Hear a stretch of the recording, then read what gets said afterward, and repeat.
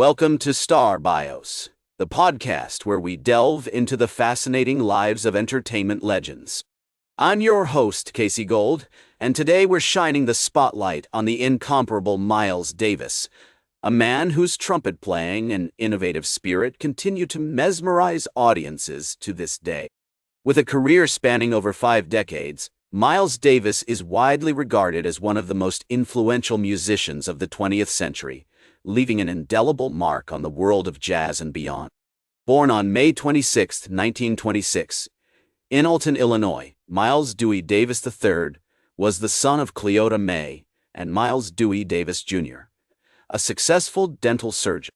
His family's comfortable lifestyle allowed him to pursue his passion for music from an early age. As a young boy, Miles would often listen to the radio, entranced by the sounds of jazz legends like Louis Armstrong and Duke Ellington. His mother, Cleota, a music lover herself, encouraged his interest in music, purchasing his first trumpet when he was just 13 years old. The Davis family's home in East St. Louis, Illinois, was a hub of musical activity, with Miles' father often hosting gatherings for local musicians. These informal jam sessions exposed Miles to the rich cultural heritage of jazz, as well as the improvisational skills that would become a hallmark of his own playing style. As he honed his craft, Miles drew inspiration from the city's vibrant music scene, which was heavily influenced by the blues and swing traditions. Miles's education played a significant role in shaping his early life. He attended East St. Louis Lincoln High School, where he was an average student but excelled in music. His music teacher, Elwood Buchanan, recognized Miles' talent and encouraged him to pursue a career in music. After graduating from high school in 1944, Miles moved to New York City to attend the Juilliard School, where he studied music theory and composition. Although his time at Juilliard was short-lived, the experience exposed him to the city's thriving jazz scene, where he encountered legendary musicians like Charlie Parker and Dizzy Gillespie. These encounters not only expanded Miles' musical vocabulary, but also instilled in him a desire to push the boundaries of traditional jazz.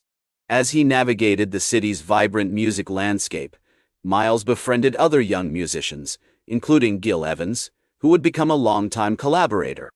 The historical context of Miles' early years was marked by significant social and cultural changes.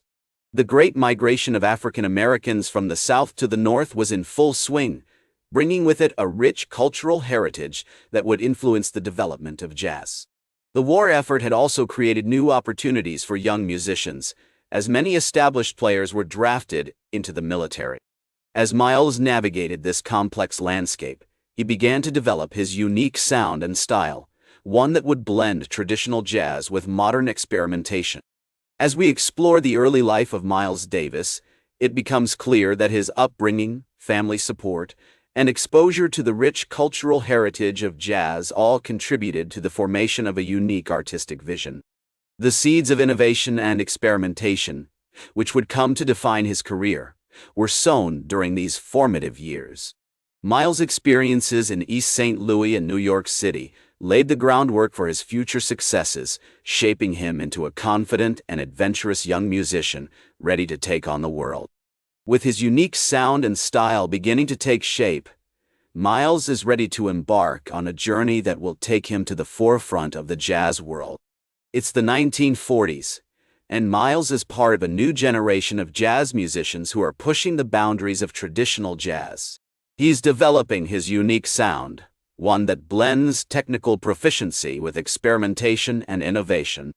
One of the pivotal moments in Miles' career came when he joined Charlie Parker's band, where he played it alongside other notable musicians like Max Roach and Thelonious Monk.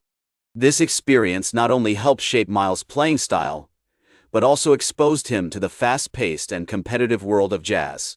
As Miles navigated this scene, he began to develop his own unique voice, one that would soon set him apart from his peers. In 1947, Miles recorded his first album as a leader, Birth of the Cool, which featured a nonette, including musicians like Gary Mulligan and Lee Konitz. This album marked a significant departure from the traditional jazz of the time, with its emphasis on arrangements and composition. The music was more relaxed, introspective, and experimental, showcasing Miles' growing interest in pushing the boundaries of jazz. The 1950s saw Miles' star continue to rise as he formed his own quintet and began to explore new sounds and styles. His music became more introspective and personal, reflecting his own experiences and emotions. Albums like Walkin' and Bag's Groove showcased Miles's ability to blend different styles, from bebop to blues, and featured some of the most iconic musicians of the time, including John Coltrane and Red Garland. Miles's collaborations with other musicians were a hallmark of his career, and one of the most significant was his partnership with Gil Evans. Together, they created some of the most iconic music of the 20th century, including Miles Ahead and Porgy and Bess. These albums featured large ensembles and complex arrangements, showcasing Miles's ability to think big and push the boundaries of what was possible in jazz. As we explore this period in Miles' life, it becomes clear that his innovative spirit and willingness to take risks were key factors in his success. He was a true original, always looking for new ways to express himself and challenge his audience. Whether he was experimenting with new sounds, collaborating with other musicians, or pushing the boundaries of traditional jazz, Miles Davis was always on the cutting edge. Throughout the 1950s and 1960s, Miles continued to innovate and experiment, releasing a string of iconic albums that cemented his status as a jazz legend. From Kind of Blue to Bitches Brew, these albums showcased Miles' ability to blend different styles and create something entirely new. He was a true visionary, always looking to the future and pushing the boundaries of what was possible. We've seen how he developed his unique sound, pushed the boundaries of traditional jazz, and created some of the most iconic music of the 20th century.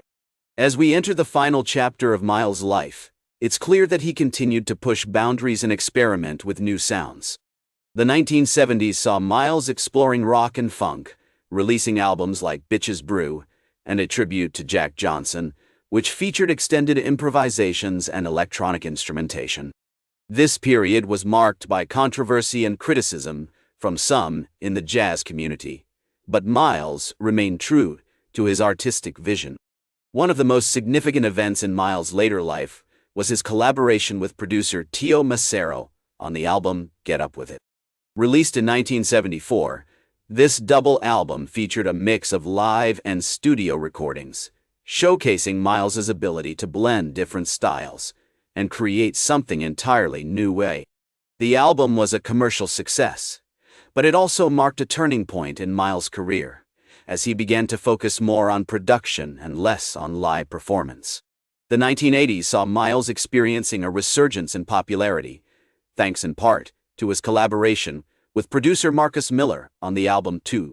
Released in 1986, this album featured a mix of jazz, rock, and funk, and included guest appearances by artists like George Duke and Scritti Politti.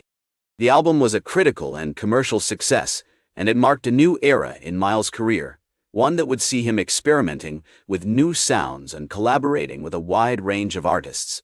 Throughout his later years, Miles continued to innovate and experiment, releasing albums like Music from Siesta and Doo-Bop, which featured collaborations with artists like John McLaughlin and Easy Mo Bee. He also became increasingly involved in visual art, exhibiting his paintings and sculptures in galleries around the world. Miles Davis passed away on September 28, 1991, but his legacy continues to inspire and influence musicians to this day.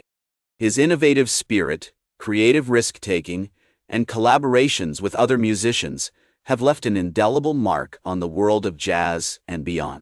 As we look back on his remarkable life and career, it's clear that Miles Davis was a true original, always pushing boundaries and challenging himself and others to create something new and exciting.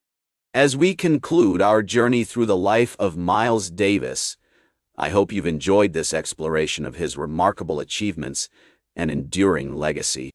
From his early days in East St. Louis to his later years as a jazz legend, Miles Davis was a true icon, always looking to the future and pushing the boundaries of what was possible. That's all for today's Star Bios. Remember to like, share, and subscribe. And until next time, I'm Casey Gold, reminding you to keep shooting for the stars.